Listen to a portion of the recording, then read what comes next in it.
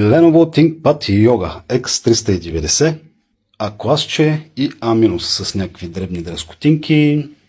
Имаме бройки. Напомням, че до края на тази седмица, т.е. още няколко дни, са на 250 евро.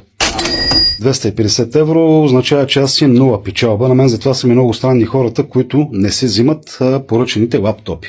Пращаш му лаптоп, този лаптоп, примерно ако съм го взел за 200 евро, плащам данък, издавам фактура, издавам касова бележка и като му сложим Windows, че и почистване, аз даже съм и назад. Но направил съм промоция, пращам и когато въпросния не си вземе лаптопа, плаща ми 13-14-15 евро доставчица и така. Ставам още по-назад.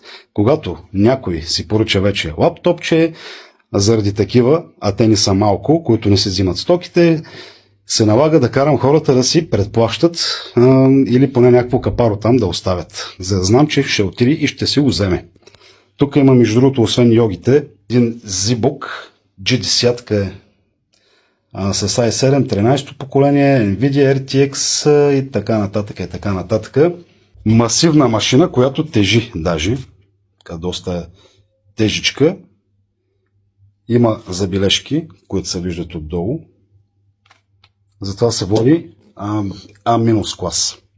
Но пък батерията е на почти 80%, видеокарта и други неща, RAM памет, процесор са макс за тази цена.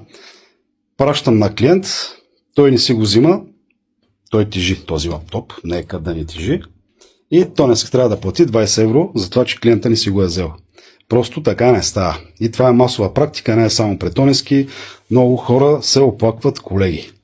Един друг с G7, последната G7, днеска ще дойда, утре ще дойда, днеска ще дойда, утре ще дойда. Пазих му го сигурно към 2 седмици с днеска ще дойда, утре ще дойда. Реших да го дам на друг, защото остана последния. Другия прати ми го еди къде си. Добре, предплати и ще ти го пратя, защото тежи този лаптоп.